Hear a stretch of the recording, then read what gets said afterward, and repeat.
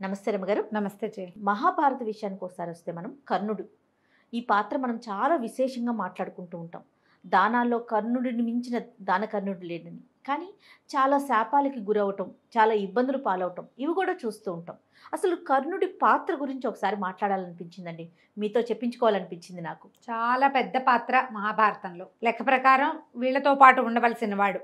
పాండవులకి దక్కిన గౌరవ మర్యాదలన్నీ కూడా కర్ణుడికి దక్కాల్సిందే కదా, దక్కాలి లెక్క ప్రకారం అయితే. ఎందుకంటే పాండవులతో పాటు కుంతీదేవి కుమారుడు కృష్ణుడికి సొంత మేనత్త కొడుకు. అంతేగా, మేనత్త కుమారులైన పాండవులు అంటే పాండవులు అందరూ కాదు, మొదటి వాళ్ళు ముగ్గురు, ధర్మరాజు, భీముడు, అర్జునుడు, కుంతీదేవి కుమారులు.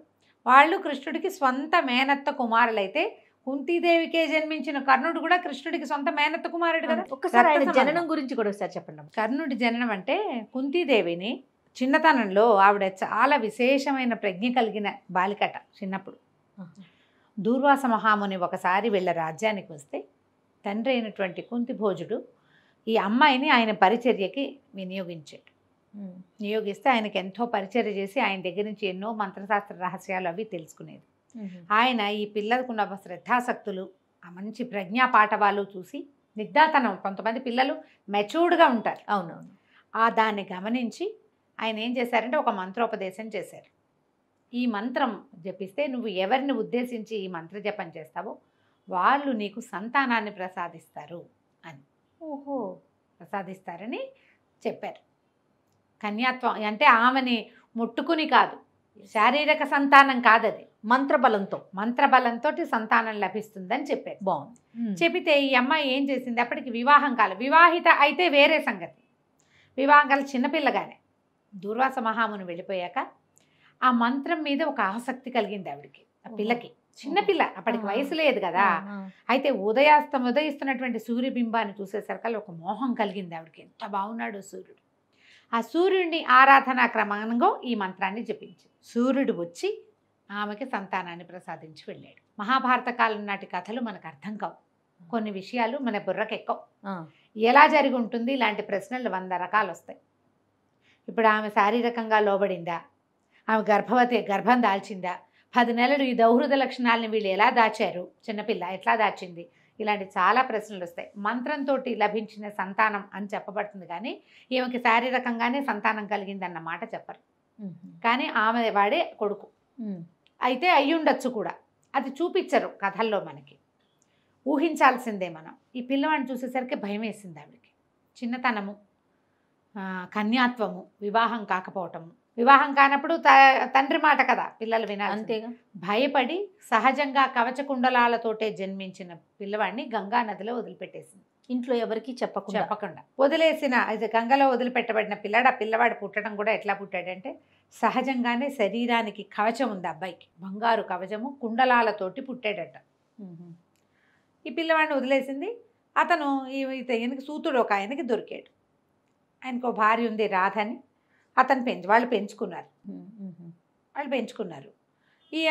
దీని తర్వాత ఈవిడికి వివాహం చేశారు. కర్ణుడు ఎంత పెద్దవాడై ఉంటాడు చూడు, పాండవుల కంటే పెద్దవాడు అతను. అయితే ఏమైంది, కొంతకాలానికి ఆవిడకి వివాహం అయింది. పాండురాజుతోటి వివాహం చేశారు. తర్వాత పాండురాజు మద్రదేశ రాజకుమార్తె అయిన మాద్రిని కూడా వివాహం చేసుకున్నాడు. వీళ్ళు 2 భార్యలు ఉన్నాక కొంతకాలం వీళ్ళు కాలం గడిపిన తర్వాత ఆయనకి భార్యాగమనం పనికిరాదని శాపం వచ్చింది. ఆయన ఒక లేళ్ల జంటను కొట్టాడు. వాళ్ళు లేళ్ళు ఏమిటి, అవి మునులు లేడి రూపాలతోటి ఉన్నారు. సంగమిస్తూ ఉండగా వాటిని సంహరించాడు. కాబట్టి స్త్రీ సంగమం చేస్తే నీకు మరణం సంభవిస్తుందని చెప్పి అప్పటి వరకు భార్యాభర్తలు కులాసాగానే ఉన్నారు. కానీ ఇంకేం చేస్తారు, దాంతో ఆయన ఏం చేశాడు, అడవికి వెళ్ళిపోయాడు భార్యల్ని తీసుకుని.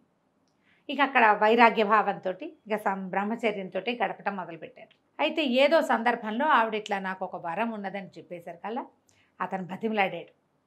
ఒక లేకపోతే నాకు సంతానం లేకుండా పోతే, నా భార్య కలిగిన సంతానం నా సంతానమే. క్షేత్రజులు అంటారు వాళ్ళని. క్షేత్రజులు అంటే భార్యకి పుట్టిన కొడుకులు కూడా పనికొస్తారు.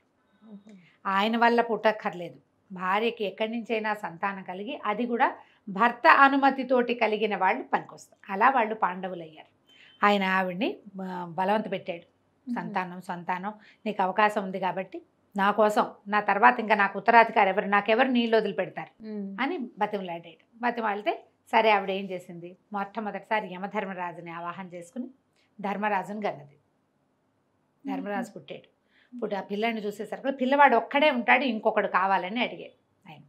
మళ్ళీ భీముణ్ణి, వాయుదేవుణ్ణి ఆవాహన చేసి భీముణ్ణి గన్నది. మళ్ళీ ఈయన ఊరుకోలేదు, ఆయన ఊరుకోలేదు. ఆవిడ సొంతంగా చేయలే కుంతి, సొంతంగా చేసిన ఒకే ఒక్క పని కర్ణుణ్ణి కనడం. కర్ణుణ్ణి సంతానంగా తీసుకున్నది మాత్రమే ఆవిడ తెలివి. ఈ ముగ్గురి మందో ఆవిడ ప్రమేయం లేదు, భర్త ప్రోత్సాహంతో చేసింది ఆవిడ. మూడోసారి ఏం చేసింది, ఇంద్రుడిని ఆవాహన చేసి అర్జునుడిని కన్నది. అక్కడి నుంచి మాద్రి ఆవిడకి సవితికి ఇంతమంది పిల్లలు పుట్టేశారు, తనేమో ఇదిగా ఉండిపోయానని ఆవిడ చాలా దుఃఖిస్తుంటే ఈయన ఏం చేశాడు, మళ్ళీ కుంతీదేవిని బతిమలాడాడు. నువ్వు మాద్రికి కూడా ఆ మంత్రాన్ని ఇవ్వు, మాద్రికి కూడా సంతానం కలుగుతుందని ఆవిడ్ని బతిమలాడాడు. బతిమలాడితే ఆవిడేం చేసింది, మాద్రి ఆవిడ తెలివితేటలు, ఒకేసారి ఇద్దరు పిల్లల్ని కంటం కోసం అశ్విని దేవతల్ని ఆవాహన చేసింది ఆవిడ.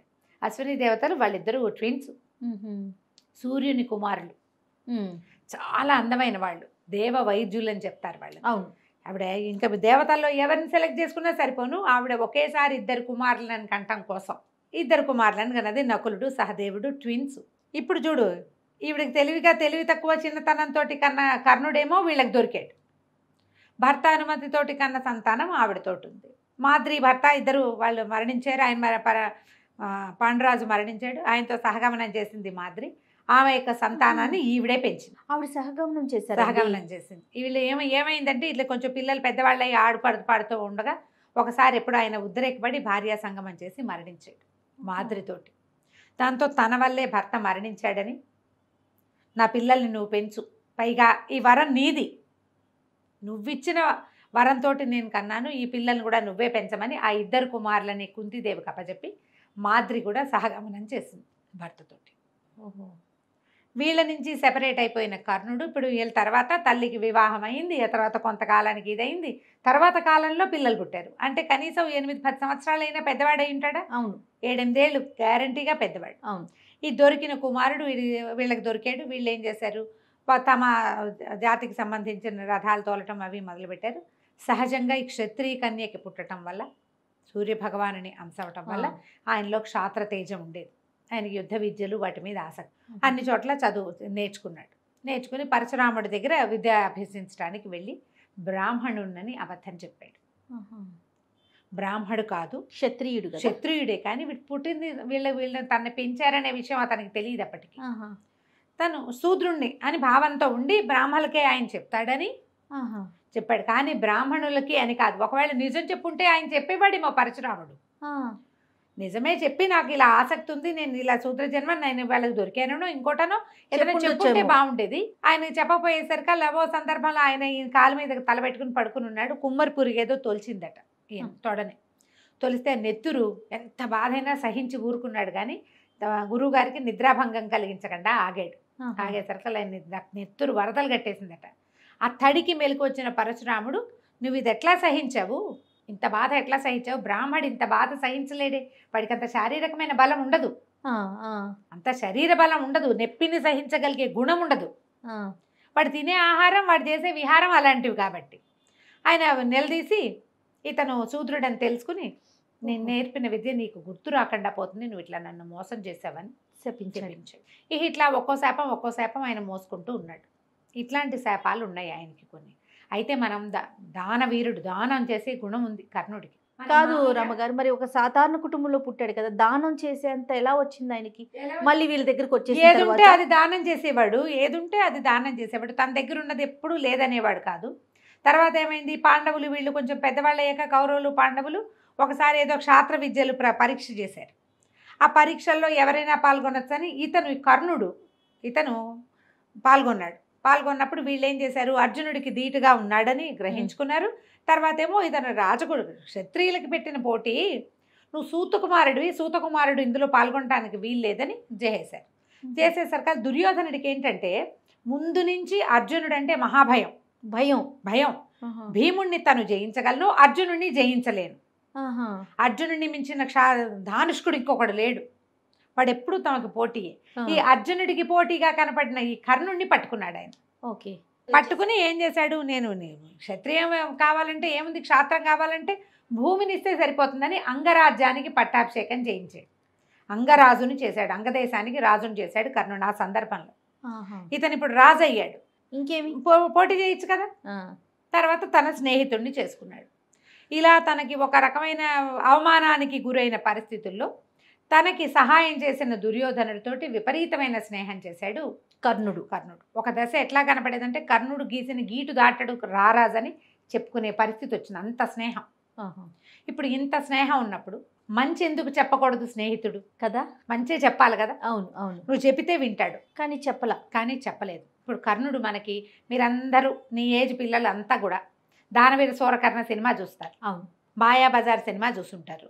అక్కడి నుంచి ఇంకా ఏమిటో శ్రీకృష్ణ పాండవీయం అలాంటి సినిమాలు చూస్తారు, పాండవ వనవాసం, వీటన్నింటి సినిమాలు చూసి అందులో ఉన్న క్యారెక్టర్ని, మీరు ఎస్టాబ్లిష్ చేయబడిన క్యారెక్టర్ని చూసి అదే వాళ్ళ ఒరిజినల్ క్యారెక్టర్ అని అనుకుంటారు. కర్ణుడు అంటే చాలా ఉత్తముడు, పాపం తల్లిదండ్రులకు దూరంగా పెరగాల్సిన పరిస్థితి, రాజభోగం అనుభవించాల్సిన వాడు అలా అయిపోయాడు, అతన్ని అందరూ దూరం పెట్టారు. ఇలా ఒక సాఫ్ట్ కార్నర్ అనిపిస్తుందండి కర్ణుడు అంటే మాకు. అవును, కర్మానుభవం వల్ల అతను కన్యకి జన్మించాడు. అవును, కానీ రోడ్డు మీద పడిపోలే, పెంపకం దొరికింది.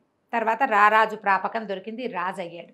రాజు అయిన వాడు, అతని దగ్గర ఉత్తమ గుణం ఏముందంటే దాన గుణం ఉంది. అంతకంటే ఉత్తమ గుణాలు ఏం లేవు. అవును రమ్మగారు, అంతకంటే ఉత్తమ గుణాలు కనపడవు. మీరు సినిమా చూస్తారు కదా, సినిమా చూసినప్పుడు మనం ఒక సినిమా ఒకటి మీద సినిమా తీస్తే, అమ్మ ఇప్పుడు చూడు KGF లాంటి సినిమాలు చూసామా, ఇప్పుడు అతను స్మగ్లర్, అవును, అయినా కూడా అతను హీరో ఆ కథకి, అంతే, వాడి పట్ల ఎంత ఫ్యాసినేషన్ ఉంటుందో. అవును, ఇలా స్మగ్లర్లని కథలని సినిమాలు తీసినప్పుడు వాళ్ళ మీదే చేస్తారు, వాళ్ళ క్యారెక్టర్ని ఎస్టాబ్లిష్ చేస్తారు. అప్పుడు మనం వాడికి ఫ్యాసినేట్ అయిపోతాం, మనం వాడు ఫ్యాసినేట్ చేసేస్తాడు, ఫ్యాన్స్ అయిపోతాం. అవును అవును కదా. అవును, కర్ణుడి కథ విషయంలో కూడా అలాగే జరిగింది. కర్ణుడికి నోరు మంచిది కాదమ్మా, వాచాలత ఉన్నది, మహాభారతంలో కనపడుతుంది. ద్రౌపది వలవలు ఊడ్చమని చెప్పింది కర్ణుడే, ఆమెను అవమానించడానికి అతను కూడా కారణమయ్యాడు. అతనికి తెలీదు, తన వాళ్ళని తెలీదు. కానీ పరాయి స్త్రీని మత్సరంతో దుర్యోధనుడు చేస్తే నువ్వు ఈ పనికిరాదని ఎందుకు చెప్పలా? నువ్వు స్నేహితుడు అయ్యుండి, స్నేహితుడివి, ఇది తప్పు, వద్దు, ఈ పని చెయ్యొద్దని చెప్పల. ఓ పెద్ద పరాక్రమం ఉంటే ఘోషయాత్రకి వెళ్ళారు వీళ్ళంతా. ఈ ఘోషయాత్ర ఎప్పుడు, పాండవులు అడవుల్లో ఉండగా, వనవాసంలో ఉండగా, తమ తాలూకు మీరు ఇలా వలువలు కట్టుకుని ఇట్లా తిరుగుతున్నారు, కందమూలాలు పీక్కుని తింటున్నారు, మేము ఎంత అద్భుతంగా ఉన్నామో చూడండి మా లైఫ్ స్టైల్ అని చూపించడానికి మొత్తం 100 తమ్ముళ్ళని వేసుకుని ఘోషయాత్ర అని వెళ్ళారు. మహాభారతంలో ఈ ఘట్టాలు చదివితే తెలుస్తుంది. ఘోషయాత్రలో గంధర్వుడు పట్టేశాడు వాళ్ళందరినీ. పట్టేస్తే అర్జునుడు భీముడు ఇద్దరే, ఆ రథాలు కూడా లేవు, వాళ్ళొచ్చి వీళ్ళని విడిపించారు. కర్ణుడు అంత ప్రతాపశాలి, అర్జునుడిని జయించగలిగిన వాడైతే అర్జునుడు విడిపిస్తే ఎట్లా విడిపడ్డాడు? ప్రతాపశాలే, కాదనడానికి వీల్లేదు. కానీ అంత కాదు, ఉన్నది కొంత. ఆయన శాపాల వల్ల కొన్ని చోట్ల జ్ఞాపకం రాకుండా పోయింది. ఎవడి కర్మానుభవం వాడి వెంట వస్తుందమ్మా. దానగుణం ఉంది, స్నేహం చేసావు, చివరికి తల్లి వచ్చి వీళ్ళు నీ తమ్ముళ్ళు అని చెప్పింది. కృష్ణుడు కూడా చెప్తే, కానీ ఆయన దగ్గర ఉన్న గొప్ప గుణం ఏంటంటే, పాండవులు తన తమ్ములని తెలిసినా, సాక్షాత్తు భగవంతుడే వచ్చి తనని పిలిచినా తను పట్టుకున్న కొమ్మని మాత్రం విడవలేదు, స్నేహితుడిని విడిచిపెట్టల, విడవకుండా ఆయనతోటే ఉన్నాడు. అది ఆయన గొప్ప క్యారెక్టర్. కానీ యుద్ధ సమయంలో, యుద్ధం అప్పుడు వీళ్ళందరినీ విడదీశారు. ఎవరెవరు అర్ధరథులు, ఎవరెవరు మహారథులు, అతిరథి మహారథుల్ని విడదీశారు. విడదీసి ఎవరు ఎలాంటి వాళ్ళు అనేది భీష్ముడిని చెప్పమన్నారు. భీష్ముడిని చెప్పమంటే ఆయన ఏం చేశాడు, అందరినీ ప్రతి వాళ్ళని విడదీసి చెప్పాడనమాట. వీళ్ళు అతిరథులు, వీళ్ళు మహారథులు, వీళ్ళు అర్ధరథులు, వీళ్ళు పథికులు, అంటే ఈ కేవలం రథికులు వీళ్ళు, అట్లా అసలు క్యారెక్టర్ అవి విడదీయటం కూడా చాలా పెద్ద లిస్ట్ చేయాలి. అదంతా నేను చెప్పటల్లా, ఎప్పుడైనా బాగా వివరంగా ఇదొక్కటే చేయదలుచుకున్నప్పుడు చెప్తాను. అది షూర్. మహాభారతం మీద కేవలం యుద్ధం అప్పుడు ఎలా జరిగింది అనేది ఎప్పుడైనా చేద్దాం, ఆ పేర్లతో సహా అంత లిస్టు ప్రకారం. ఈ విడదీసిన క్రమంలో ఈయన్ని అర్ధరథుడిని చేశాడు. అంటే ఈయన డిగ్రేడ్ అయిపోయాడు అనమాట కర్ణుడు. డిగ్రేడ్ అయ్యేసరికి కర్ణుడికి మహాకోపం వచ్చింది. నా కొడుకేమో అతిరథుడు, నేను అర్ధరథుడినా? కర్ణుడి కుమారుడు అతిరథుడు, ఈయన్ని అర్ధరథుడిని చేశాడు. నువ్వు మత్సరంతో చేస్తున్నావు, పాండవుల మీద పక్షపాతంతో చేస్తున్నావు, మీతో పాటు నువ్వు పడేదాకా నేను యుద్ధంలోకి రానని చెప్పేశాడు నలుగురి ముందు, పెద్దవాడిని భీష్ముడిని. నువ్వు పడిపోయాకే నేను యుద్ధంలోకి వస్తానని. అయితే భీష్ముడు పడిపోయిన తర్వాత రహస్యంగా భీష్ముడిని కలుసుకున్నాడు. ఆయన పడిపోయాడు, అంపశయ్య మీదకి చేరిపోయాక కలుసుకున్నాడు. వాళ్ళు మహాబలవంతులు, దైవ సహాయం ఉంది, కృష్ణుడు ఉన్నాడు వాళ్ళతోటి, వాళ్ళని జయించలేనని నాకు కూడా తెలుసు, వాళ్ళని కొట్టడం నా వల్ల కాదు, వాళ్ళ ధర్మస్వరూపులు, పైగా మహాబలవంతులు పాండవులు, భగవంతుడితోటి ఉన్న వాళ్ళ ప్రజ్ఞ వేరేగా ఉంటుంది, అంతే కదా. అందుకని నేనేం చేయలేనని నాకు తెలుసు అని చెప్పి ఒక క్షమాపణలు అడిగి ఈయన భీష్ముడు కూడా నిన్ను కావాలనే పక్కకు పెట్టానని చెప్పాడు. అప్పుడు ఎందుకు పక్కకు పెట్టవలసి వచ్చిందో కూడా చెప్తాడు. ఇప్పుడు ఈ భీష్ముడికి ఈ కర్ణుడికి ఇన్ని రకాల సమస్యలు ఉన్నాయి. కోపిష్టివాడు అతను, కోపం ఉద్రేకం ఉంది అతనికి, నోరు జారుతాడు ఆయన, ఆ నోరు చేసే లక్షణం ఉంది, ఉండటం వల్ల కొంచెం ఇబ్బంది అయిందనమాట.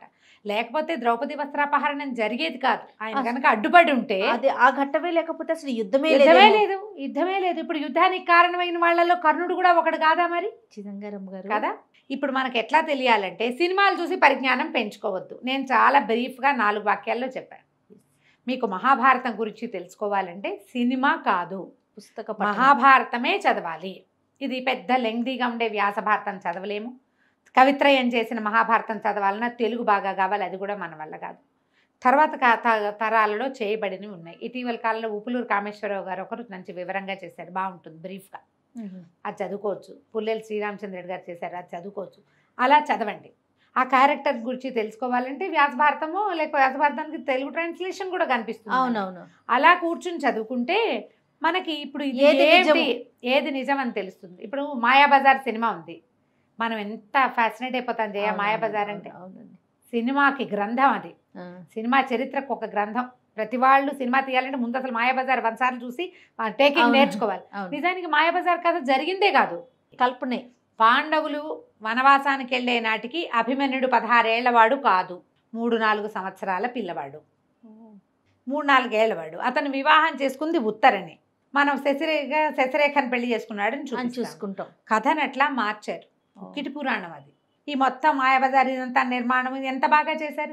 కృష్ణుడు క్యారెక్టరు అద్భుతంగా. ద్రౌపది వస్త్రాపహరణ నాటికి 2-3 సంవత్సరాల పసిపిల్లవాడు. మనకి ఎట్లా కనబడుతుంది సినిమాలో, వస్త్రాపహరణం అయిన తర్వాత వాళ్ళు అడవులకు వెళ్ళిపోయారు, ఈవిడ వచ్చేసింది మన సుభద్రాదేవి ఇక్కడికి వచ్చింది, ఇంత ఎత్తైన పిల్లాన్ని తీసుకుని అని. అది జరగలా, కానీ మనం జరిగిందని నిజమని నమ్ముతాం. దాన్ని సినిమా మన్నట్ల దీంట్లో పెడుతుంది. దానవీర శూరకర్ణ సినిమా తీసినప్పుడు ఇలాగే ప్రత్యేకంగా చెప్పబడింది. ఆయన క్యారెక్టర్ని ఎలివేట్ చేశాడు, ఆయన పన్ను పీకిచ్చాడు, అది పీకిచ్చాడు, ఇది చేసేసాడు, అది చేసేసాడు, ఓల్డ్ అని కథలు దాని మీద రకరకాలు పుడతాయి. అయితే తన ఒంటి మీద ఉన్న కవచ కుండలాలని తీసి ఇచ్చింది మాత్రం నిజం, యుద్ధంలో జరిగింది. ఇంద్రుడు వచ్చి అడిగాడు, కవచ కుండలాలు అడిగితే కవచ కుండలాలు ఇచ్చి శక్తి అనే ఒక ఆయుధాన్ని ఇచ్చాడు ఇంద్రుడు. ఒక్కసారే నువ్వు ప్రయోగించగలవు అని. కర్ణుడు దాన్ని అర్జునుడి కోసం అట్టపెట్టుకున్నాడు. అర్జునుడి కోసం అట్టపెట్టుకుంటే కృష్ణుడికి ఆ సంగతి తెలుసు, శక్తి అర్జునుడి మీద పనిచేస్తుంది. అందుకని ఘటోత్కచుడిని దింపాడు రంగంలోకి. ఘటోత్కచుడు రాక్షస యుద్ధం చేశాడు, రాత్రిపూట రాక్షసుడు కదా. ఘటోత్కచుడు వచ్చేసరికల్లా ఇక అతను మొత్తం నిర్వంశం చేసేసేలాగా ఉన్నాడని, నీ దగ్గర ఉన్న ఆయుధాన్ని ఇతని మీద ప్రయోగించమని దుర్యోధనుడు బాగా బలవంతం చేస్తే అర్జునుడి కోసం దాచి ఉంచిన ఆయుధాన్ని ఘటోత్కచుడి మీద శక్తిని ప్రయోగించాల్సి వచ్చింది. తల్లి వచ్చి అడిగిన ఆయన గొప్పతనాలు ఇవి అనమాట.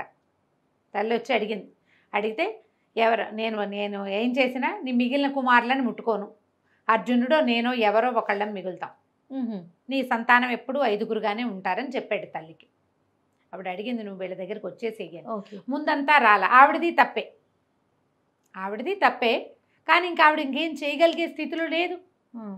ఆవిడ ఏ స్థితిలో లేదు, ఆవిడ ఊరుకుంది. ఈ రహస్యం తెలిసిన కృష్ణుడు కూడా ముందంతా ఎప్పుడూ మాట్లాడలా, యుద్ధంలోనే మాట్లాడాడు. సమయం వచ్చినప్పుడే నువ్వు ఇప్పటికైనా సరే. అందులో ఒక చెప్తారు, ద్రౌపది నిన్ను సేవిస్తుంది అని. సేవించడం అంటే పట్టాభిషేకం చేసినప్పుడు, పట్టాభిషేకం చేస్తే నువ్వు పెద్దవాడివి కాబట్టి నువ్వు రాజు అవుతావు. ఆవిడ సేవిస్తూ అంటే ఇప్పుడు రాజును సేవించినట్టు, అంతేగాని భర్తగా సేవిస్తుంది మాట చెప్పలా కృష్ణుడు. ఆ ఒక వాక్యానికి 5గురు భర్తలతో పాటు ఈయనతోటి కూడా గడుపుతుందనే అర్థాన్ని తీశారు మన వాళ్ళు. అది తప్పు కదా. అలాంటివి ఏమైనా ద్రౌపది కర్ణుడిని పెళ్లి చేసుకుంది ఇలాంటి పిచ్చి పిచ్చి మాటలు వింటే చాలా అసహ్యంగా అనిపిస్తుంది.